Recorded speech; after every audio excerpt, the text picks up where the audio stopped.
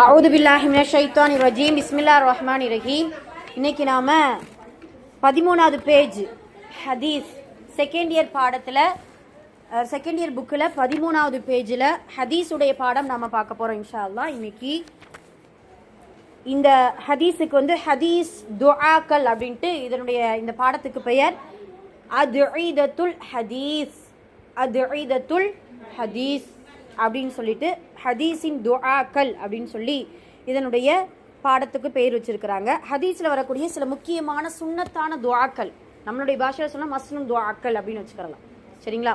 மஸ்னூன் துஆக்கள் அப்படின்னு சொல்லிட்டு இதில் முக்கியமான துஆக்களை கொடுத்துருக்குறாங்க. சரி, இதில் பார்ப்போம்னா துஆ சுன்னத்.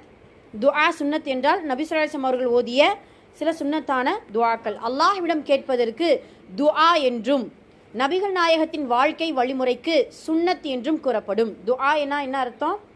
அல்லாஹ்விடம் கேட்பது. அதாவது துஆ என்றால் பிரார்த்தனை. பிரார்த்தனை அவ்வளவுதான், அல்லாஹ்விடம் கேட்கக்கூடிய பிரார்த்தனை. அப்புறம் நபிகள் நாயகத்துடைய வாழ்க்கை வழிமுறைக்கு சுன்னத் என்றும் கூறப்படும். ஆர்வமூட்டுதல். ஹதீஸ், என்னுடைய சுன்னத்தை உயிர்ப்பித்தவர் என் மீது நேசம் கொண்டவராவார். என்னுடைய சுன்னத்தை உயிர்ப்பித்தவர் என்றால் என்ன அர்த்தம்? செயல்படுத்துறது. ஆமா, சுப்ஹானல்லாஹ், அழகான வார்த்தை. பார்த்தீங்களா? என்னுடைய சுன்னத்தை செயல்படுத்துங்கன்னு சொல்லலை, என்னுடைய சுன்னத்தை உயிர்ப்படுத்தி. ஏன்னா ரசூல்லா இறந்ததோடு அவங்களுடைய சுன்னத் மறையலை. அவங்களுடைய ஒவ்வொரு வழிமுறையும் நம்ம எடுத்து நடத்தும் பொழுது ரசூல்லாவே வந்து சொல்லி கொடுத்தது போல உயிர்ப்பிக்கக்கூடிய நன்மை நமக்கு கிடைக்கும். என் மீது நேசம் கொண்டவராவார், மேலும் அவர் சுவனத்தில் என்னுடன் இருப்பார் என நபிகள் நாயகம் ஸல்லல்லாஹு அலைஹி வஸல்லம் அவர்கள் கூறியதாக அனஸ் இப்னு மாலிக் ரலியல்லாஹு அன்ஹு அவர்கள் அறிவிக்கிறாங்க. எந்த அமல் நபிகள் நாயகம் ஸல்லல்லாஹு அலைஹி வஸல்லம் அவர்களின் வாழ்க்கைக்கு ஒப்பாக இருக்குமோ அதுவே அல்லாஹ்விடம் ஒப்புக்கொள்ளப்பட்டதாகும். எந்த அமல் நபிகள் நாயகத் ஸல்லல்லாஹு அலைஹி வஸல்லம் அவர்களின் வாழ்க்கைக்கு ஒப்பாக இருக்குமோ அதுவே அல்லாஹ்விடம் ஒப்புக்கொள்ளப்பட்டதாகும். ஆகவே முஹம்மது நபி ஸல்லல்லாஹு அலைஹி வஸல்லம் அவர்களின் வாழ்க்கை முறையை அறிவதும் அவர்கள் கற்றுத்தந்த துஆக்களையும் சுன்னத்துகளையும் தெரிந்து அமல் செய்வதும் ஒவ்வொரு நபர் மீதும் அவசியமாகும்.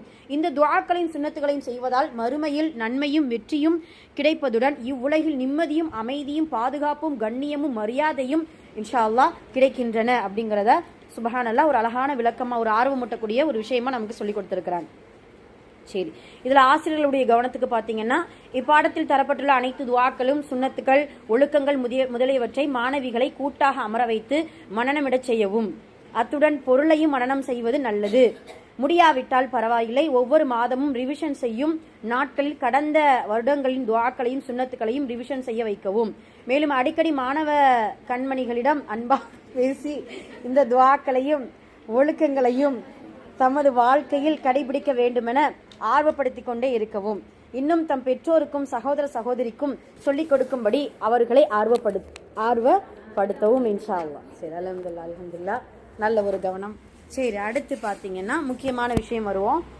ஃபர்ஸ்ட் பாடம் குர்ஆன் ஓதுவதின் ஒழுக்கம், சுன்னத்துகள். குர்ஆன் ஓதுவதுக்கு கூட ரசூல் ஸல்லல்லாஹு அலைஹி வஸல்லம் அவர்கள் அழகான ஒரு வழிமுறையை கொடுத்துருக்காங்க. ஏன்னா உலகத்திலேயே சிறந்த கிதாப் எதுமா? குர்ஆன் தான். குர்ஆன் என்பதற்கான அர்த்தம் என்ன? ஓதுதல். குர்ஆன் என்றால் ஓதுதல் அப்படிங்கிற அர்த்தத்தை கொண்டுள்ளது. இந்த குர்ஆன் என்பது அல்லாஹுடைய கிதாப் அப்படிங்கிறதுல எந்த சந்தேகமும் கிடையாது. குர்ஆனுக்கு இன்னொரு பெயர் என்ன? ஃபுர்கான். ஃபுர்கான் என்றால் என்ன? நன்மை தீமையை பிரித்தறியக்கூடிய வேதம் அப்படின்ட்டு அர்த்தம். சரிங்களா? சரி, அப்ப இந்த மாதிரியான அல்லாஹுடைய வார்த்தையாக இருக்கக்கூடிய அந்த குர்ஆனுக்கு சில சுன்னத்துகளை ஒழுக்கங்களை நம்ம இன்ஷா அல்லாஹ் கடைபிடிக்கணும். ஒன்று என்ன அப்படின்னா, உதுவுடன் கிப்லாவை முன்னோக்கி உட்காருவது. உதுவுடன் கிப்லாவை முன்னோக்கி உட்காருவது இது வந்து சுன்னத்தான வழிமுறையாகும். நம்ம உது செய்வதுங்கிறது எல்லாருக்குமே தெரிஞ்சது, ஒரு நன்மையான செயல். அந்த உது வந்து எல்லாத்துக்குமே பொதுவான ஒன்று. அதாவது தொழுகைக்கு உது ஃபர்லாகும், ஆனால் குர்ஆனுக்கு உது சுன்னத். சரிங்களா? அந்த இதை நம்ம இது பண்ணி பார்த்துக்கிறோம். ஏன்னா இப்போ நம்ம அடிக்கடி சொல்றது தான், ஃபர்லை விட்டுட்டோம் அப்படின்னா அது அல்லாஹ்விடத்துல ஒரு பாவமாக தண்டனையாக மாறிடும். ஆனால் சுன்னத்தை விடுபட்டு விட்டோம் என்றால் ரசூல்லாவை பின்பற்றின நன்மை இல்லாமல் போயிடும், அவ்வளவுதான். ஆனால் பாவங்கள் எழுதப்படுமா அப்படிங்கிறது இல்லை. அதனால நன்மை நம்ம அதிகமாக சேர்க்கணும் அப்படின்னா சுன்னத்துகள் அதிகமாக கடைபிடித்துக் கொள்ள வேண்டும். அதன் அடிப்படையில் குர்ஆனை ஒதுவோடு தொடுவது சுன்னத்தாகும். உதுவுடன் கிப்லாவை முன்னோக்கி உட்காருவது இது நமக்கு ஒரு அழகான ஒழுக்கமும் கூட. எப்பயுமே நம்ம துஆ செஞ்சாலும் சரி, ஏதாவது ஒரு வேலைகள் எந்த அளவுக்கு அப்படின்னா நம்ம ஒருவோடு இருக்கிறது நல்லது இல்லை, கிப்லாவை பற்றி சொல்லிட்டு இருக்கோம். ஆமாம், திசை நோக்கி உட்காருவது வந்து எல்லாத்துலேயுமே நமக்கு வந்துருச்சு.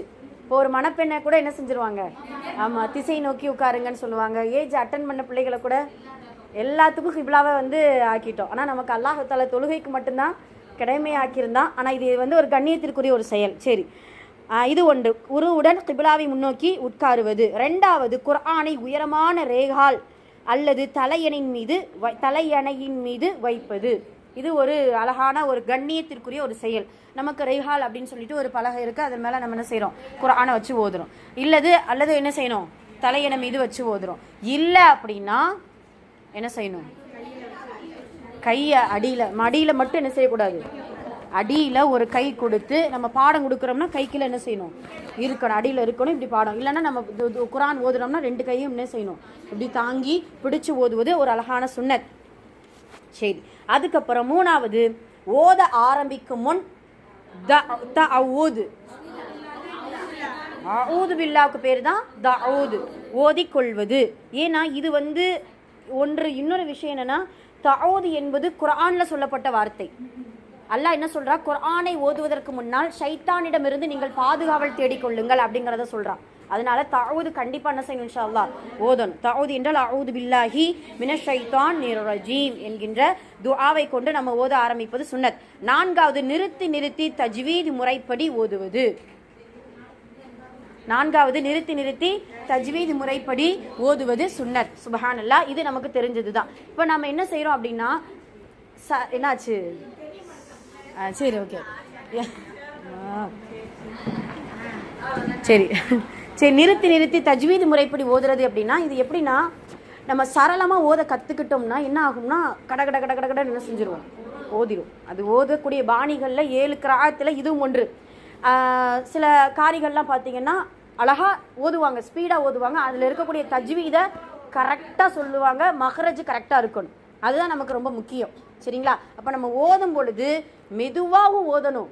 மெதுவாக ஓதக்கூடிய அந்த மெத்தடும் இருக்குது. ஸ்பீடாக ஓதுனாலும் என்ன செய்யணும், தஜ்வீதை கரெக்ட் பண்ணி நம்ம இன்ஷா அல்லாஹ் ஓதணும். ஏன்னா அல்லாஹ் குர்ஆனை வரத்திலில் குர்ஆனை தர்தீலா, குர்ஆனை நிறுத்தி அழகாக ஓதுங்கள் நபியே அப்படின்னு சொல்லிட்டு ரசூலுல்லாஹ்வுக்கு சொன்னது போல நமக்கும் அந்த வார்த்தையை நம்ம கடைபிடிக்கணும் இன்ஷா அல்லாஹ். சூரா முஸ்ஸம்மில்ல கொடுத்துருக்காங்க. சரி, ஐந்தாவது, ஏதாவது தேவை ஏற்பட்டால் குர்ஆன் ஷரீஃபை மூடி வைத்துவிட்டு தன் தேவைக்காக செல்வது. பெரியவங்க சொல்லுவாங்க இல்லையா, குர்ஆனை திறந்து வச்சா ஷைத்தான் ஓதிடுவானா அப்படின்னு சொல்லுவாங்க. என்ன, அந்த மாதிரி இல்லை, போகக்கூடாது. அது வந்து ஒரு கண்ணிய குறைவான ஒன்றாக இருக்குது. மற்ற கிதாபுகள் மாதிரி குர்ஆனுக்கு அப்படின்னு சொல்லிட்டு ஒரு தனி கவனமும் கண்ணியமும் கொடுக்கணும் இன்ஷா அல்லாஹ். இப்போ இதுவும் ஒரு அழகான ஒரு ஒழுக்கம். ஆறாவது, தேவைகளை நிறைவு செய்த பின் மறுபடியும் ஓத நினைத்தால் தஅஊது ஓதி ஆரம்பிப்பது. இதை முன்னே நம்ம சொல்லி கொடுத்துருக்கோம். சரிங்களா? நடுவில் நிப்பாட்டிட்டோம், ஆயத்தோடு நிப்பாட்டிட்டோம் அப்படின்னா அடுத்து நம்ம ஏதாவது ஒரு தேவை ஏற்படுது அப்படின்னா அஊது பில்லா சொன்னால் மட்டும் போதுமானது அப்படிங்கிறத நம்ம பார்க்குறோம். சரி, அதுக்கப்புறம் ஏழாவது, மக்கள் ஏதாவது வேலைகளில் இருந்தால் மெதுவாக ஓதுவது. பேசிக்காக பெண்களாகிய நம்ம என்ன செய்யணும், மெதுவாக தான் ஓதணும். கத்தி சத்தமாக என்ன செய்யக்கூடாது, ஓதக்கூடாது. பெண்களுடைய குரல் பர்தாக்குள்ளே இருக்கும். சரியா, பர்தாக்குள்ளே அடங்கும். அதனால மெதுவாக ஓதுவது சிறந்தது. அதுக்கப்புறம் எட்டாவது, மக்கள் குர்ஆன் ஓதுவதை கேட்க விரும்பினால் சத்தமாக ஓதுவது. அப்போ எந்த இடத்துல சத்தமாக ஓதணும், எந்த இடத்துல மெதுவாக ஓதணும். ஏன்னா சப்தமாக, அதாவது குரலுக்குன்னு சொல்லிட்டு சில அதபுகள் இருக்குது. இன்ஷா அல்லாஹ் இதில் இது வருதான்னு தெரியல. குரல் சப்தத்திற்கு ஒரு அதபுகள் இருக்குது. பெண்கள் எப்பயுமே மெதுவாக பேசணும் அப்படிங்கிறது ஒரு சட்டம் இருக்குது. எல்லா நேரத்துலையும் மெதுவாக பேசணும்னா, ஏதாவது இப்போ நம்ம ஒரு கல்வியை கற்றுக் கொடுக்குறோம், தவா பணிக்கு போகிறோம், இல்லை சப்தமாக தூரமாக ஏதோ ஒரு ஆபத்து இருக்குது, கூப்பிடுறோம், இந்த மாதிரி நேரத்தில் என்ன செய்யணும், அந்த குரல்களை பயன்படுத்தணும். சும்மா தேவையில்லாமல் என்ன செய்யக்கூடாது. அதில் தான் நம்ம நிறைய மிஸ்டேக்ஸ் பண்ணிகிட்ருக்கோம்னா, வீட்டிலையும் கற்றுன்னு கத்தி என்ன அந்த மாதிரி டென்ஷன். ஆமாம், குரலை பெருசாக இருக்குது, நம்ம இயற்கையில் எல்லாம் கொடுத்துட்டான்னு நினச்சிட்டு இருக்கோம். அப்படிலாம் கிடையாது. சரியா? ஓகே, ஹைர் குறைக்கணும். அதுக்கப்புறம் 9 தானே, அர்த்தங்களில் சிந்தனை செலுத்தி புரிந்து ஓத முயற்சி செய்வது. சுப்ஹானல்லாஹ். அதனால தான் நம்ம வேர்ட் பை வேர்ட் கொஞ்சம் கொஞ்சமாக நம்ம அர்த்தங்களை கற்றுட்டு இருக்கிறோம் அப்படிங்கிறத நினச்சி இன்ஷா அல்லாஹ் ஓதும். நம்ம ஜில்சால் சூரா நேத்தெல்லாம் சொன்னோம் இல்லையா, இந்த ஜில்சால் சூராவுடைய அர்த்தங்கள் எவ்வளவு ஒரு இதுவாக இருக்குது. அதுபோல் இன்ஷா அல்லாஹ் குர்ஆனில் எந்த ஆயத்தை ஓதுனாலும் சின்ன சின்ன வசனங்கள், சின்ன சின்ன வார்த்தைகள், அடிக்கடி நம்ம சொல்கிறதா ஜன்னத்து, நார், ஜஹன்னம், என்ன அதே போல் அல்லாஹுடைய அஸ்மால் ஹுஸ்னா இது அழகானது. அரு சமாவாத்தி லில்லாஹி மாஃபி சமாவாத்தி என்ன, அதே போல் அல்லாஹுடைய அஸ்மால் ஹுஸ்னாவே நிறைய குரானில் வரும். அந்த குரான்லலாம் அப்போ இங்கே இந்த நிறுத்திய அஸ்மாக்கள் என்ன அர்த்தம் இருக்குது அப்படின்ட்டு நம்ம யோசிக்கலாம். இப்படி சின்ன சின்ன விஷயங்களுக்கு இன்ஷா அல்லாஹ் அர்த்தங்களை தெரிஞ்சு ஓதணும். குரானுக்கு ஓதுறதுல 2 வகை இருக்குது. ஒரு வகை மனிதர்கள் என்ன அப்படின்னு சொன்னால் நன்மைக்காக ஓதக்கூடிய மனிதர்கள். ஒரு வகையினர் என்ன அப்படின்னா நன்மைக்கும் சீர்திருத்தத்துக்கும் நம்மளை அந்த குரான் மாற்றணும், அந்த குரான் நமக்கு ஏதாவது ஒரு பிரதிபலிப்பை ஏற்படுத்தணுங்கிறதுக்காக ஓதக்கூடிய ஒரு வகையினர் இருக்கிறோம். அதனால் இன்ஷா அல்லாஹ் நம்ம 2வது வகையினராக அதிகமாக இருக்கணும். நன்மைகள் அதிகமாக கிடைக்கும். அல்ஹம்துலில்லாஹ் அலிஃப் லாம் மீம் ஓதுனா 30 நன்மை நமக்கு அழகாக கிடைக்கும். ஆனால் அதில் அந்த குரானுக்கான கடமைகள் நமக்கு அடிக்கடி சொல்கிறோம் இல்லையா, குரானை ஈமான் கொள்ளணும், குரானை நேசிக்கணும், அதை ஓதணும், அதை மனநமிடணும், அதை நடைமுறைப்படுத்தணும், அதை ஆராய்ச்சி செய்யணும். சுபஹானல்லாஹ், அதில் இவ்வளவு விஷயங்கள் இருக்குது அல்ஹம்துலில்லாஹ். அதனால் அர்த்தங்களை சிந்தனை செலுத்தி புரிந்து ஓத முயற்சி செய்வது. 10வது குர்ஆன் ஷரீஃபை மிக அந்தஸ்துக்குரியது என மனதால் விளங்கி ஓதுவது. அல்ஹம்துலில்லாஹ், அல்லாஹுடைய வேதத்திற்கு எப்பொழுதுமே மதிப்புண்டு. அல்லாஹுடைய வேதத்திற்கு எவ்வளவு மதிப்பு இருக்கு அப்படின்னு சொன்னா அல்லாஹு தாலாவே அந்த வேதத்தை பாதுகாக்கிறான் என்கின்ற வார்த்தையை அல்லாஹ் சொன்னதுனால அது மதிப்பு மிக்கதாக இருக்கு. அதனால மதிச்சு நம்ம என்ன செய்யணும், இன்ஷா அல்லாஹ் அதை நம்ம மனதில் விளங்கி வைக்கணும். குறிப்பு, குர்ஆன் ஷரீஃபில் 14 சஜ்தா ஆயத்துக்கள் உள்ளன. ஒரு சட்ட மசாயில் சொல்லி கொடுக்குறாங்க. இதுல 14 ஆயத்துக்கள் சஜ்தா வசனங்கள் உள்ளன. அவற்றை ஓதுபவரும் கேட்பவரும் ஒரு சஜ்தா செய்வது கடமையாகும். இதற்கு சஜ்தா திலாவத் என்று சொல்லப்படும் எனப்படும். அதை செய்யும் முறையாவது நின்று அல்லாஹ் அக்பர் என்று கூறியவாறு சஜ்தாவிற்கு செல்ல வேண்டும். பிறகு அல்லாஹ் அக்பர் கூறியவாறு சஜ்தாவிலிருந்து எழுந்து நிற்க வேண்டும். அப்படி ஒருவர் அமர்ந்தபடியே சஜ்தா செய்தாலும் கடமை நீங்கி விடும். சரிங்களா? 2மே நம்ம என்ன செஞ்சுக்கலாம், செய்து கொள்ளலாம். சட்டம், ஒருவர் மக்ரூஹான நேரத்தில், மக்ரூஹான நேரம் என்றால் டக்குன்னு யோசிங்க, எத்தனை மக்ரூஹான நேரம்? 3 நேரம். என்னென்ன?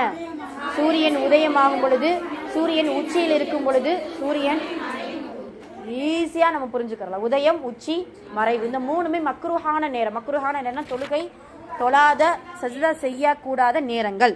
இப்போ ஒரு சட்ட மசாயில் சொல்றாங்க பாருங்களேன். ஒருவர் மக்ரூஹான நேரத்தில் சஜ்தா ஆயத்தை ஓதிவிட்டு உடனே சஜ்தா செய்தாலும் கூடும். மக்ரூஹான நேரத்துல சஜ்தா ஆயத்தை ஓதிட்டு அந்த மக்ரூஹான நேரத்துல சஜ்தா செஞ்சாலும் கூடும்.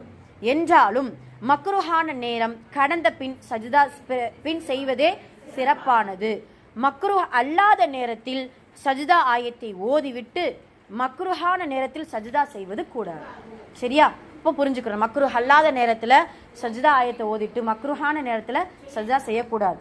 ஒரு கால் மக்ரூஹான நேரத்தில் சஜ்தா ஆயத்தை ஓதிட்டு அந்த நேரத்தில் செய்யலாம். ஆனால் சிறப்பானது மக்ரூஹ் அல்லாத நேரத்தில். சிம்பிளா சட்டத்தை இதை புரிஞ்சுக்கிறணும். நம்ம எந்த சஜ்தா ஆயத்தை ஓதுறோமோ ஒரு சஜ்தா செய்யணும். கேட்குறவங்களும் ஓதுறவங்களும் சஜ்தா செய்யணும். அந்த சஜ்தா செய்யக்கூடிய நேரத்தை கணிக்கணும். மக்ரூஹான நேரம் இருந்தால் கொஞ்சம் பின்தள்ளி செய்வது சிறந்தது. அவ்வளவுதான். சரிங்களா? நாம மறந்துடுவோம் அப்படின்னு நினைச்சா அந்த நேரத்திலேயே செய்து கொள்வது சிறந்தது. சரி, ஓகே, ஹைர்.